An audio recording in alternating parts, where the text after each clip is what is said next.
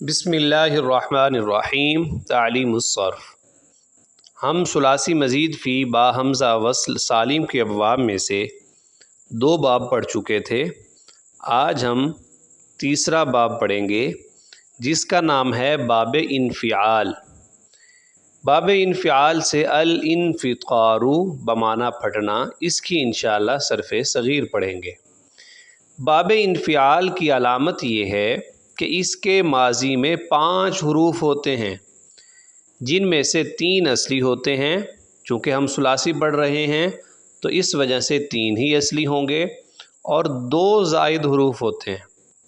ایک تو چونکہ با حمزہ وصل ہے، یعنی حمزہ کے ساتھ یہ ابواب ہیں، تو ایک حمزہ زیادہ ہوگا، حمزہ وصلی، اور دوسری جگہ نون زیادہ ہوتا ہے، تو وہ ہمیں اس باب کے یعنی انفعال نام سے ہی نظر آ رہا ہے کہ شروع میں حمزہ اور نون زیادہ ہوتا ہے، اور یہ باب لازم استعمال ہوتا ہے۔ تو جب لازم استعمال ہوتا ہے تو اسی وجہ سے اس باب سے ہم مجہول کے صیغے نہیں پڑھیں گے، تو ہم باب انفعال سے الانفطار سے صرف صغیر پڑھتے ہیں۔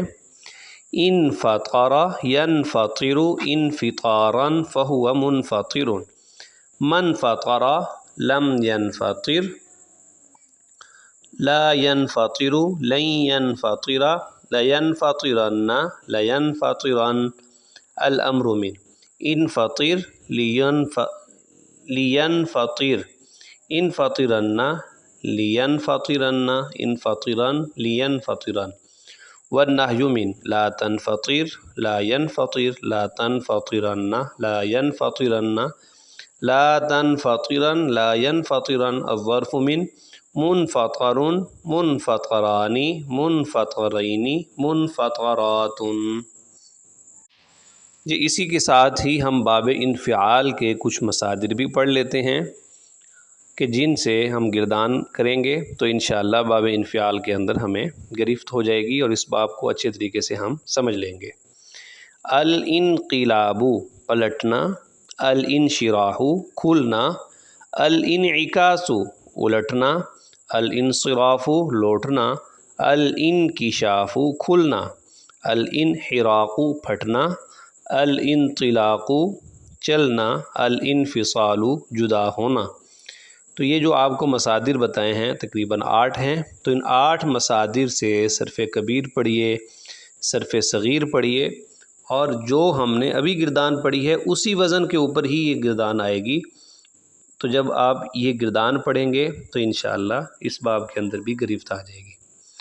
جی اس کے بعد چوتھا باب ہے باب افعلال۔ اس سے ہم الاحمرار بہت سرخ ہونا، اس کی صرف صغیر پڑھیں گے۔ تو باب افعلال کی علامت یہ ہے کہ اس کے ماضی میں 5 حروف ہوتے ہیں، 3 اصلی اور 2 زائد۔ تو یہ اس کے نام سے دیکھیے، شروع میں حمزہ وصلی ہے تو حمزہ وصلی زائد ہوتا ہے، اور دوسری جگہ اور اس کا جو دوسرا لام ہے وہ زائد ہوتا ہے، کیونکہ وہ 2 مرتبہ آ رہا ہوتا ہے۔ اب ہم اس باب کے بارے میں بھی پڑھتے ہیں کہ یہ باب بھی لازم ہی استعمال ہوتا ہے، یعنی متعدی استعمال نہیں ہوتا۔ تو جب یہ لازم استعمال ہوتا ہے تو اسی وجہ سے اس کے ابھی مجہول کے جو صیغے ہیں وہ ہم نہیں پڑھیں گے۔ احمر یحمر احمرارا فهو محمر، محمر لم یحمر لم یحمر لم یحمرر۔ تو یہ دیکھیے صیغے، یعنی ایک ہی صیغہ اور 3 طرح پڑھا جا رہا ہے، لم یحمر لم یحمر لم یحمرر۔ تو اس کا قاعدہ انشاءاللہ ہم آگے پڑھ لیں گے۔ لا یحمر لن یحمر لیحمرن لیحمرن لیحمرن، الامر من احمر احمری احمریر۔ تو یہ بھی تینوں ایک ہی صیغے ہیں۔ لیحمر لیحمری لیحمرر، تو یہ بھی ایک ہی صیغہ ہے۔ احمرن لیحمرن لیحمرن احمرن لیحمرن، والنہج من لا تحمر لا تحمری لا تحمریر، یہ بھی ایک ہی صیغہ ہے۔ لا یحمر لا یحمری لا یحمریر، لا تحمرن لا یحمرن لا تحمرن لا یحمرن، الظرف من محمر محمران محمرین محمرات۔ باب افعال ابھی ہم نے پڑھا ہے تو اس کے ابھی ہم مصادر پڑھ لیتے ہیں۔